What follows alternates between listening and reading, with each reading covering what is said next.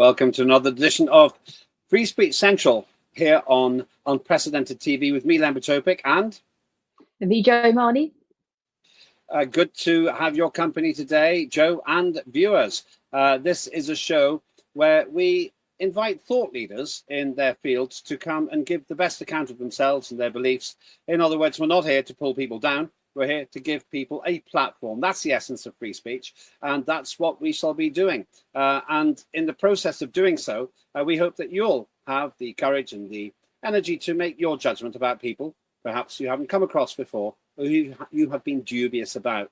The most important thing about what we're doing is that we try to converse in a way which makes sense, which helps our guest to expound their philosophy and their views, without us endlessly nagging them, trying to score points or anything else like that.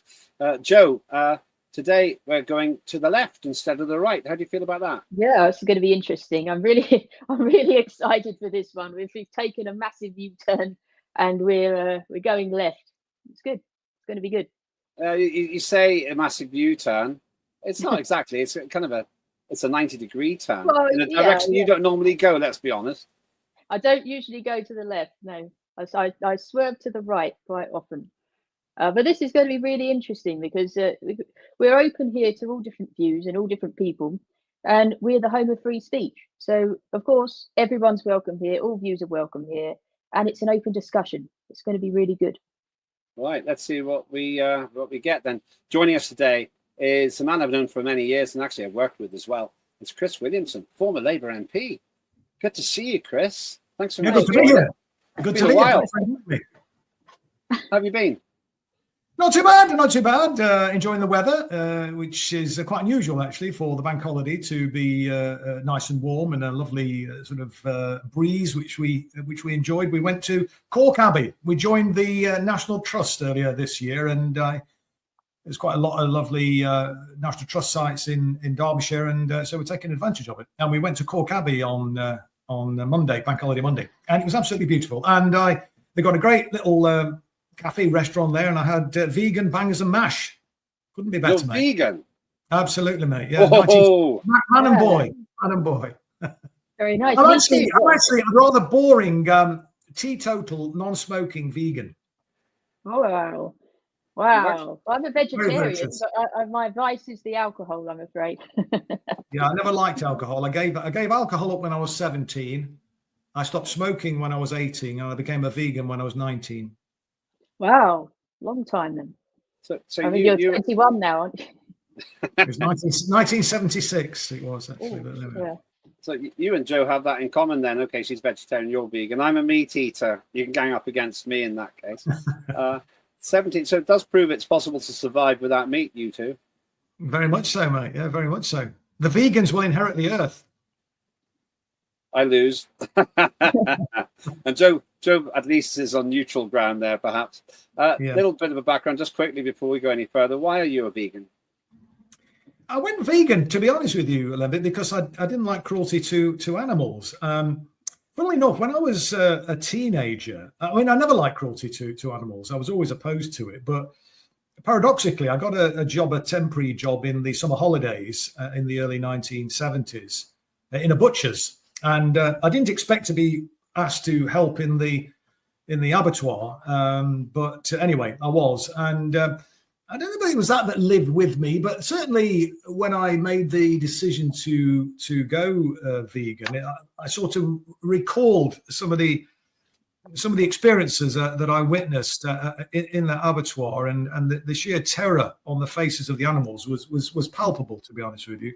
But the thing that actually made me take the plunge, if I can put it like that, was Spike Milligan. Actually, he was on Michael Parkinson being interviewed, and he was talking about being a vegetarian and how you should have respect for life. And obviously Spike was a very smart cookie, and he was up against a French gourmet, and both he and Parky were sort of ridiculing him a little bit, and he absolutely destroyed their arguments. And I guess I've been thinking in terms of maybe giving up meat and dairy, etc. And I just after listening to Spike, I decided he's absolutely right, and so I just went from there. Really, yeah. Well, I respect you for that. Yeah, I think vegans are probably the most criticised group on the planet. Well, it's become kind of trendy, hasn't it, now to be a vegan? I mean, I've been vegan in 1976. We were a bit of a trailblazer, and there wasn't very much in the way of, meat substitute. Not that I'm into meat substitute, to be honest with you, but there was, for example, the soy milk hadn't really even been invented as far as I could tell. And, even sort of routine products like, I don't know, bread and biscuits, etc., they were full of animal fat. So you had, became a bit neurotic, really, having to scrutinize everything that we bought. But it also made us, more self-reliant. I got involved with the animal rights movement, and so didn't feel particularly isolated because there were a lot of people who were also similarly minded, vegetarian and vegans. And I've been brought up in a working class household, and I guess when I first went vegan, I was basically eating two meat and it was the meat and two veg without the meat, as it were. So it was a very bland and boring diet. So it was great to be exposed to things like lentils, which I'd never even heard of, back in 1976, believe it or not. And I remember a friend of mine who was a bit more worldly wise, and we was going to make a salad, and he said, let's get some peppers. And I was thinking, oh, you're joking, are you? They're really hot, aren't they? I mean, I just was so naive about food. I think Brits in general we're fairly naive in relation to our cuisine, although I think things have absolutely moved on in every respect, really. I think people are much more wise now about their food choices, and certainly as far as being a vegan these days, it's a lot easier to make that transition than it used to be, because there are a lot more, as well as products, like oat milk and all the different things that you can get, the vegan margarine and all that sort of stuff, and animal products are not contained in all the sort of products that they used to be. So it makes it now, I think, so much easier to become a vegan, and you have, back in the day there was really hardly any recipe books around either. There was one by a woman called Eva Batt, What's Cooking, and it was very basic stuff. It's quite nice, but it's fairly basic stuff. But these days, it's amazing, isn't it? The amount of vegan choices that there are, and the wonderful vegan recipe books that are available now. And so, yeah, it's a very varied and interesting and delicious diet to pursue, actually, Lembit. So I can highly recommend it to you, sir. Go on, Joe. I know you want to have your tuppenny worth here. Don't talk about the politics. Go on. Yeah, well, I was going to say, as an ethical vegan, I have to ask, what do you make of halal slaughter and kosher slaughter and the non-sun religious slaughters? Yeah, I think I would sooner see no animals being killed, of course. But having worked in a slaughterhouse, I frankly don't really see that there's a huge amount of difference. I know that people, certainly my experience anyway, what I witnessed, when they are engaged in killing day after day, people become desensitized, become brutalized. And there was a lot of cruelty, actually, wanton cruelty, goading the animals, etc. And I think the difference, in a sense, between that and say halal is that there is a respect for the animal. I know they're killing it, and I wish they wouldn't, but then I think there's more of a respect. But does the animal care about that? I don't think. I think. Care about. Well, there's been various reports about whether the halal method of slaughter is more cruel, whether the animals feel more distress or not. It's a grisly business, killing, isn't it, at the end of the day, which-ever way you do it. Yeah, but if we've got to do it, I think that it should be done in a way that welfare has to be put first, rather than religious views or... Yeah, I take your point, but I think there are some people, as I say, that have looked at this, perhaps in a bit more detail than I have, and it's a long time since I looked at this in any kind of detail, I've got to say, who would take the view that, the welfare... of the animals killed in a sort of halal situation is no different, maybe in some ways even better. But look, I would sooner people didn't eat flesh at all. We're in agreement there. Yeah. I don't think that we can say that we're on some moral higher ground because they use a captive bolt pistol to stun the animals or an electric current to, I think, pigs that tend to use. But it's a far quicker death, isn't it, than bleeding out for a number of minutes. I have to admit, when I was a member of Parliament, I was in a rural constituency and I had to go to abattoirs quite often. And two of the things that I remember are, number one, going to an abattoir, standard one, and the animals knew what was going to happen. You could tell. They felt, and I was really, as a meat eater, it really caused me trouble. And I eat less meat now, and it's partly because it's an inconsistent point, I admit, Chris and Joe, but I just didn't feel comfortable about what I saw. I am conflicted by it. And the other thing, the worst thing I saw was a factory pig farm and a factory chicken farm, because I don't think we've got the right to do that to animals.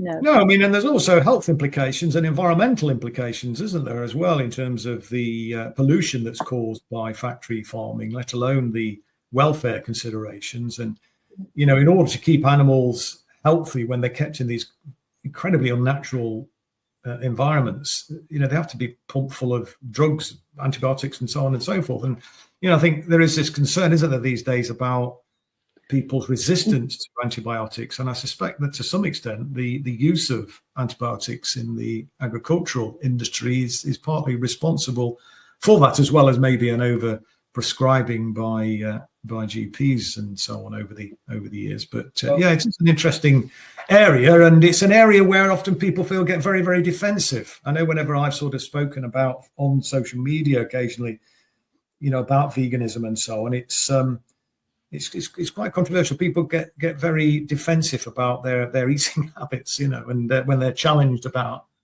it, people, you know, find that very uncomfortable.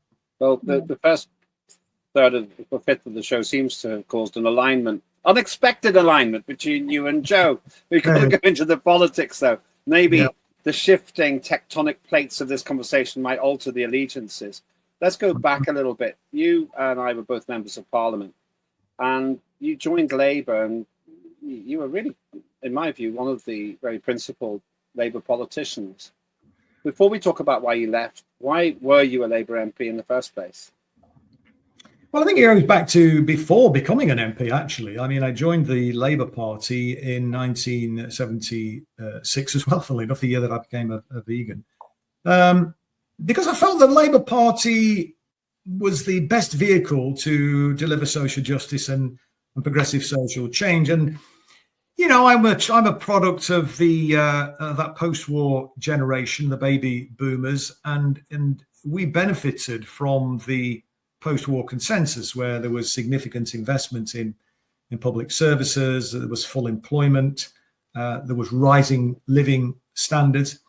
There was still a lot of injustice, however, in the world, and I just felt that the Labour Party was the best way of actually addressing some of the injustices that I witnessed. You know, even though things were considerably better, in my opinion, in the 1970s in many ways than they are today, there were lots of injustices. There was a lot of casual racism, for example.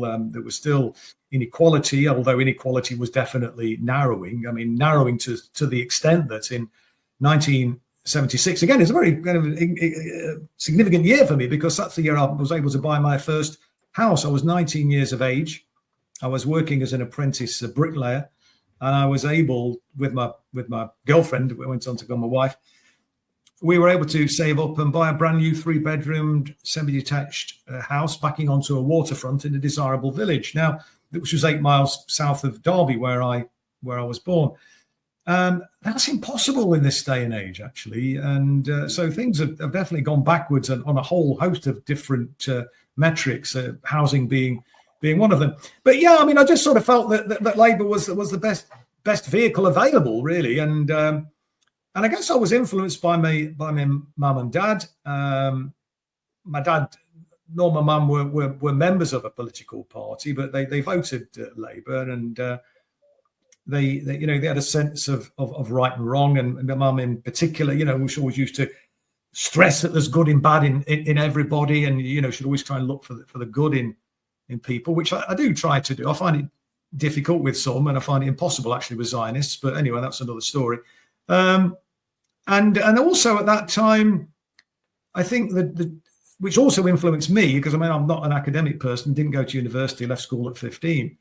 I played truant actually most of the last year, if I'm honest with you. I got dropped from the school team because I didn't turn up enough to school. So if you can't turn up to school, you can't play in the school team. But so since my education was from my experiences, from my parents, but also I think from the drama. There was a lot of very political drama, I think, on the TV back then. And Ken Loach was in his pomp. And I remember watching things like Days of Hope, which talked about, well, it went from towards the end of the First World War and talking about conscientious objectors through to the general strike and the betrayal really of the workers, of the working class by the TUC, the Trade Union Congress, and actually the Labour Party as well. That was quite a speech you made. Thank you. You seem such a quiet person off the platform, but up there, the sparks are really flying. Must be my Methodist training. You spoke about legislating capitalism out of existence. In this country, that's possible, yes. Within the institutional framework. Yes, because see, we have a highly developed, civilized society based upon the rule of law where human rights and democracy are allowed to flourish. So, if a Labour government planned to introduce really full-blooded socialist policies like the nationalisation of land, factories, banks, insurance, docks, the whole lot, everything, then you really think that the ruling class is going to sit back and allow itself to be liquidated? Well, it's a very hypothetical question. No, but just supposing that it happened. Well, of course, we'd expect certain resistance from varying sections of the employing classes. The big boys, with their economic power, would try to discredit us with propaganda in the newspapers, etc. Naturally, the Tories and the Liberals would do everything in their power to block it by legislative means in Parliament. But as I say, it's a very conjectural proposition. We don't have that kind of support yet.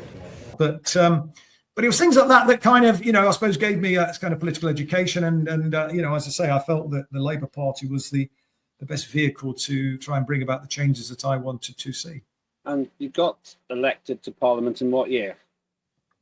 First elected in 2010, lost then in 2015 by just 41 votes after 3 recounts, and then got re-elected in 2017. And then because of all the nonsense that we encountered with the Zionist lobby and the ghastly right-wingers in the Parliamentary Labour Party, and indeed beyond the Parliamentary Labour Party, who worked overtime to sabotage Jeremy's leadership of the party, and the best chance I think we've ever had really of bringing about fundamental change was lost. But yeah, prior to getting elected to Parliament, though, I was a councillor for about 20 years. I was a leader of the council, and in many ways that was my most rewarding period as a politician, when I was leader of the council. You're a big fish in a little pond, but you're also able to bring about change. Okay, it was in my own city, which I'm very fond of. It's where I grew up, as it were. In fact, I only live 100 yards from where I was born. And so to be able to affect change in my own city, was incredibly rewarding. And having that executive power to do that, notwithstanding the massive cutbacks that there's been and changes in legislation, which has certainly hamstrung local government in terms of what it's able to do compared to what it used to be able to do. But we were still, I think, bringing about or trying to adhere to the principles of municipal socialism. And we've got a good tradition in Derbyshire of municipal socialism. The Claycross rent rebels back in the early 1970s, who resisted the Tory housing legislation. They were trying to force up the price of council rents, and they resisted that. Eventually got surcharged and barred from office, and a new group of people were elected, and they similarly refused to implement this Tory legislation, and they were also surcharged, bankrupted, and forced out of office. So we have that tradition, that radical tradition, and looking at what, for example, what was then a urban district council before local government reorganisation in 1974 wasn't just the resisting the Tory legislation in relation to housing, council housing. They were doing some incredibly novel things. I mean, for example, long before New Labour came into office under Blair, and one of the few good things New Labour did in terms of bringing about free TV licenses for pensioners. Claycross Council were doing that for their pensioners back in the late 1960s. They found a way also of ensuring that when Margaret Thatcher took away the milk for the kids, they found a novel way of continuing to do that. And Margaret Thatcher, milk snatcher. That's absolutely right, yeah. The trouble is the people that make these pieces of legislation don't have to suffer from them, so they don't really realise the harm that it can do to our children. I mean, their children, it doesn't affect. How important is it that your children have milk at school? Well, it's really essential because I can't afford to give them the milk at home, and if they didn't get it at school, then they just wouldn't have it at all, and their health would lack, very badly. We'll bridge them over until they have their dinner. You do know they've got something, in them until dinner time. And when I was leader of the council in Derby, we tried to emulate that, and we were providing free social care, for example. We were doing some really, I think, if I say so myself, some really empowering novel stuff where we were devolving budgets to local communities and empowering people to have a greater say over where the council should spend its money in their neighbourhood. And we were bringing in other public service agencies and making them accountable to local people in a meaningful way. And, regrettably, because of the vagaries of the political cycle and the unpopularity of the Labour Party and Gordon Brown's disastrous premiership, we ended up, reaping the whirlwind and we lost control of the council. But that period where I was leader of the council was incredibly rewarding, and probably the most rewarding period of my time, as it were, as an elected member. It came close when I was elected as a member of Parliament the second time, because I was very big supporter of the agenda that Jeremy Corbyn was pursuing. And in many ways, I was wanting to go further on the economy, on a number of things, and certainly in terms of democratising the Labour Party. And I felt that we were on the cusp of really something great. I mean, I often describe it as we climbed to the top of the mountain and we glimpsed the promised land, but then we got dragged back down the mountainside again, and we were denied it. But we could have brought about that irreversible shift in the balance of wealth and power for working people and their families that Labour promised to do in the 1974 manifesto. I know I'm sort of talking a slight kind of ancient history, but that was a significant commitment, led by the likes of Tony Benn and so on. And they were implementing an alternative economic strategy. They were bringing about this irreversible shift. But then Wilson stepped down as leader, was replaced by Jim Callaghan. Dennis Healey, who'd been the Chancellor for that period under Wilson as well, he was a right-winger and obviously didn't understand how the monetary system operated. And in 1976, he went to the International Monetary Fund on a false premise and borrowed, I think it was $3.9 billion, and was never drawn down, was never needed to be drawn down. Britain's been a floating fiat currency since 1971 after Nixon jettisoned the Bretton Woods Agreement. There was absolutely no need. And Healey subsequently acknowledged that he was mistaken. He was wrong to do that. He was badly advised by his Treasury officials. But he admitted he was wrong for the wrong reasons, actually. But nevertheless, he admitted that he did get it wrong. But that set in train the election of Margaret Thatcher, because in exchange, as always happens with the International Monetary Fund, they insist on austerity measures, privatisation. And that led to the so-called winter of discontent, the industrial disputes, etc.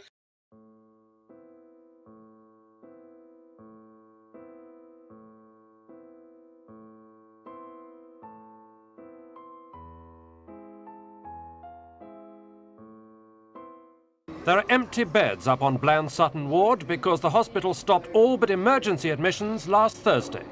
The Middlesex has managed for one day with, for example, nurses instead of porters pushing the patients about. But they couldn't carry on like this for very long. And as the strikers left to go to their rally, the managers inside said their biggest fear was further industrial action. That was the first monetarist government, the first neoliberal government. That was then turbocharged by Thatcher, and the rest is history. So, all right. So a whole lot there. I know Joe's going to want to come in.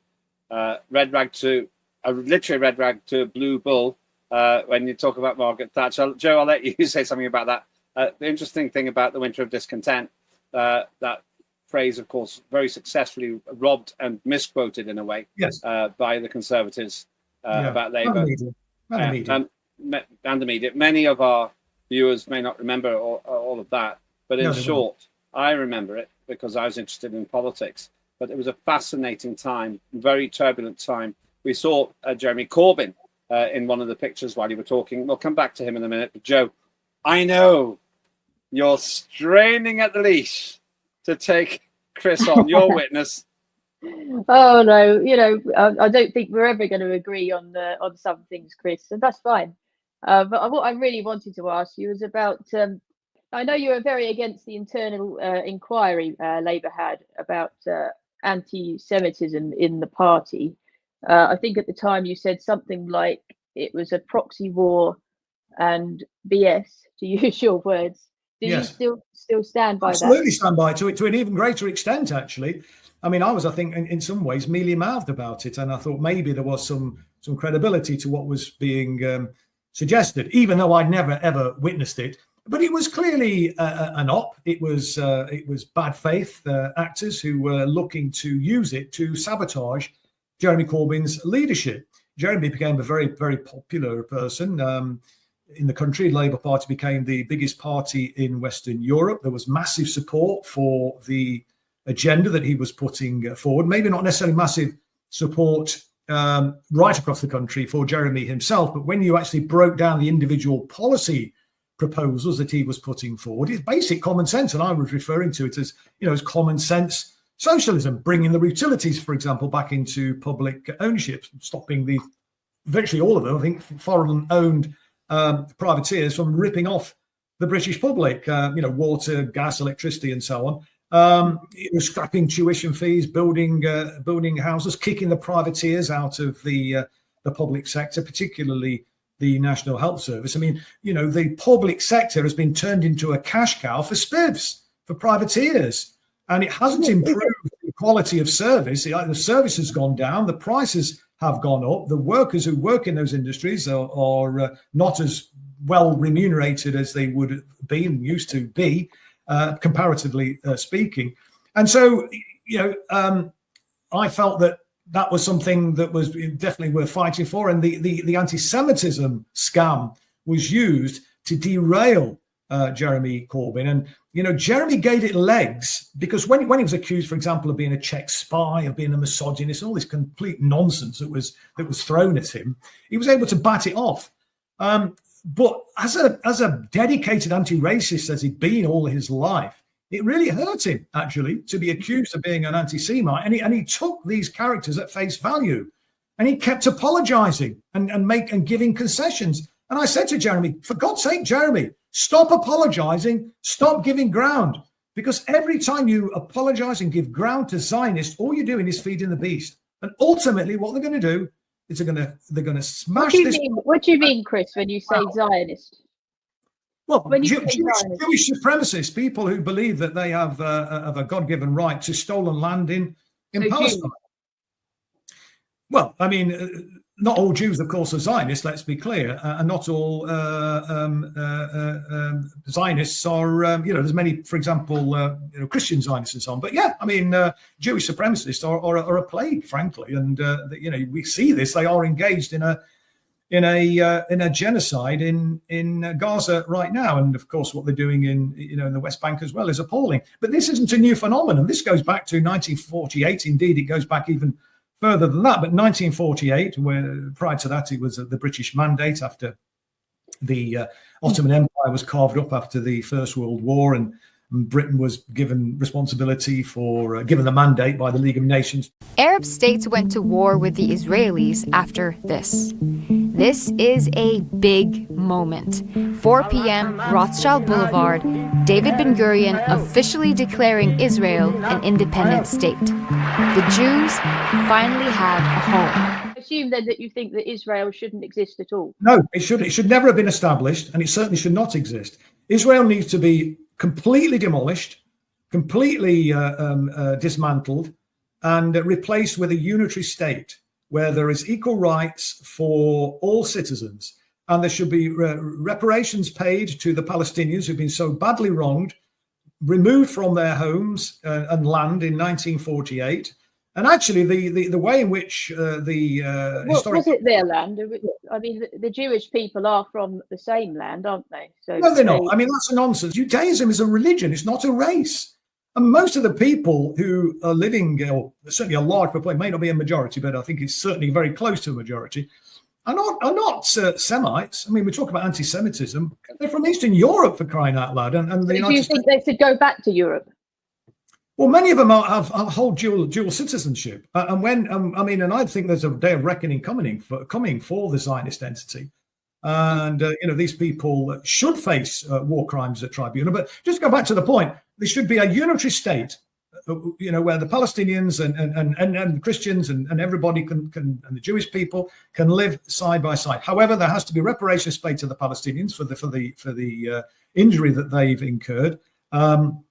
They obviously have to have a right of return. There'll be a de-Zionization process as well, because the Israeli population, the Jewish population in Israel now, have been completely radicalized. I mean, these people are beyond the pale. You look at the settlers, the extremism is off the scale. Hamas, not extreme then. Well, Hamas you talk about, but it's not just Hamas. It's Hamas, it's Islamic Jihad, it's the Popular Front for the Liberation of Palestine. It's all of the resistance factions. It's wrong to just focus on Hamas.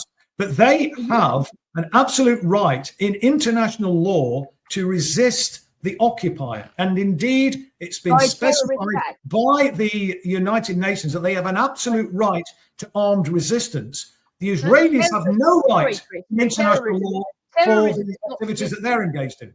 Terrorism is not resistance. Terrorism is just.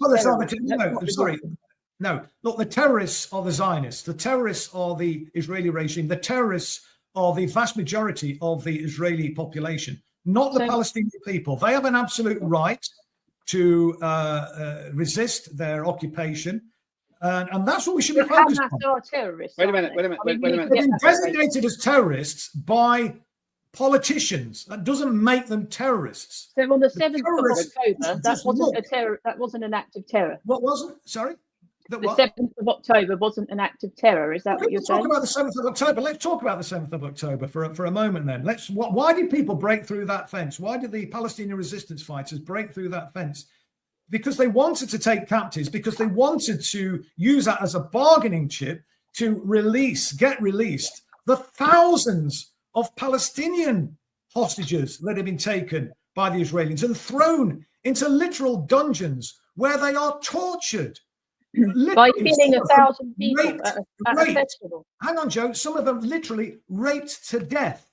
Thousands of Palestinians, including hundreds of children, in what they call administrative detention.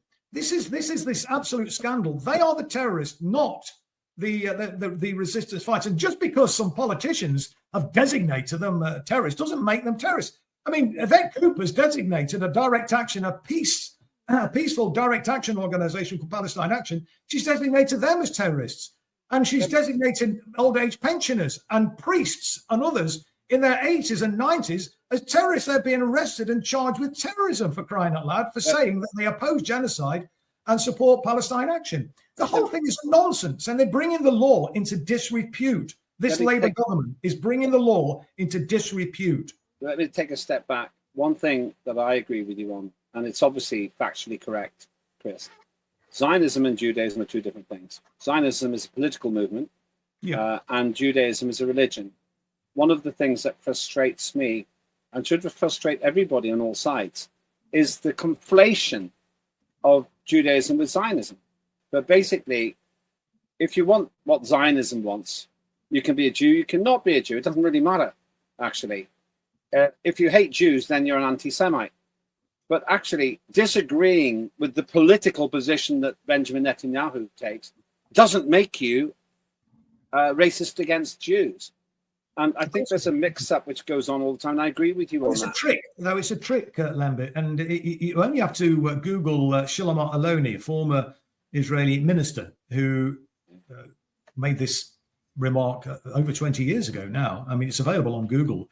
And she said the use of anti-Semitism and Holocaust denial by the Israeli state is a trick. These were her words. It's a trick that we always use.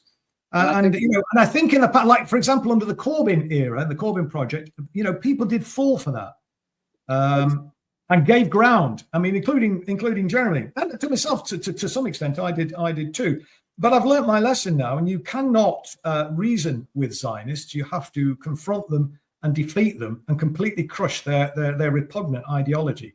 That is absolutely essential, I think, for humanity to do that. And anybody who tries to argue that is wrong, I mean, it just has to look at the slaughter, the wanton slaughter that is being perpetrated by the Israeli colony on the Zionist colony on the Palestinian people, on children as well, women and children in Gaza. It's a crime against humanity of a proportion, the worst crime certainly this century, probably on a par with anything we've ever seen in history, actually.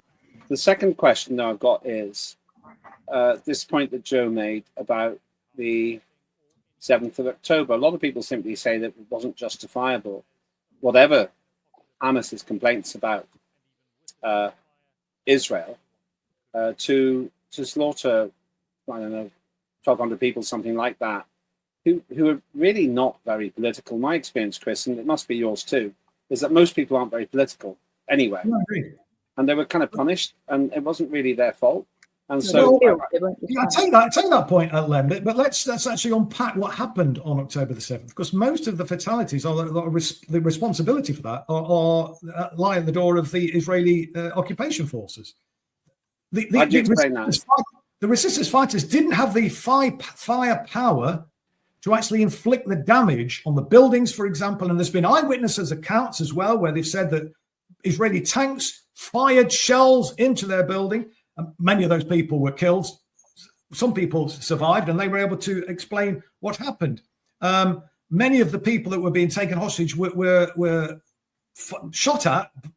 Missiles are fired at them from Israeli military helicopters. The resistance fighters didn't set out on October the 7th to kill anybody. Their intention was to take captives in order, as a bargaining counter, to get their people released from the Israeli dungeons. Israelis haven't got these people in these administrative detention, in these appalling circumstances that they keep them in.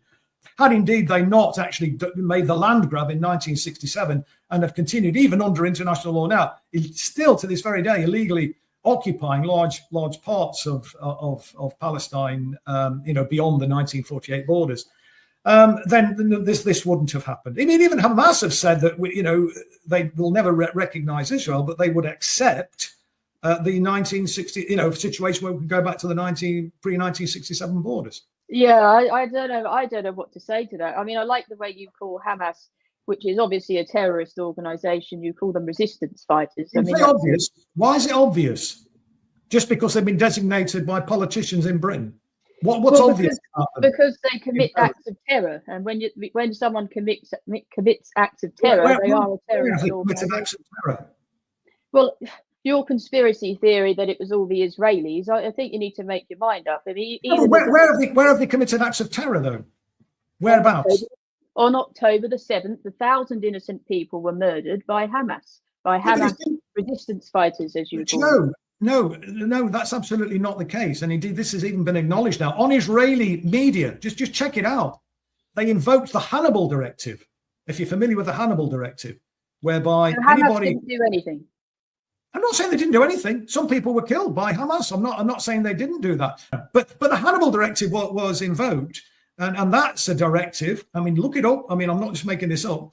Where if an Israeli soldier or in this case a civilian is going to be taken hostage, they will invoke maximum force, even if that means killing the soldier or killing the civilians in this case, in order to avoid the prisoner exchange. Because there was a case some years ago where one Israeli soldier was exchanged for several hundred Palestinian prisoners, and they wanted to avoid that. So this controversial Hannibal Directive, it's there, it's on the record, and it's very clear that is what happened. There's a lot of atrocity propaganda that's been peddled by the mainstream media and by the political class.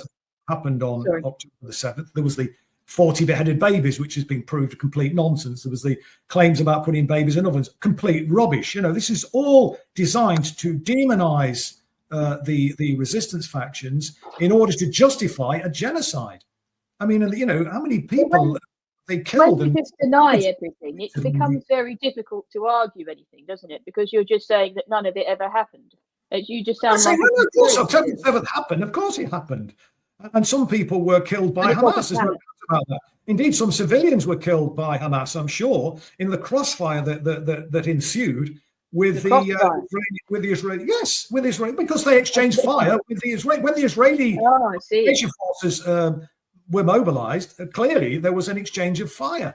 But you can't argue with the facts. Even the Israeli media has acknowledged that most of the people that were killed by the Israeli military.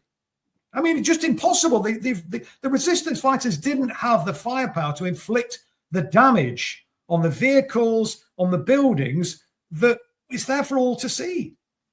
We just need to just scrutinize the facts, and you'll come to the inescapable conclusion that the myths that are being peddled by the corporate media and the political class are just they are a myth, they're a complete lie. In order to run cover for the Zionist entity, and that's because the vast majority of the political class, certainly in senior levels, are owned by the Israeli regime, owned by Zionists, because they're funded by them. Just look at who donates to the Labour Party, who donates to these senior politicians, puppets for. Is it fair to say, Chris, that you were too left for the Labour Party?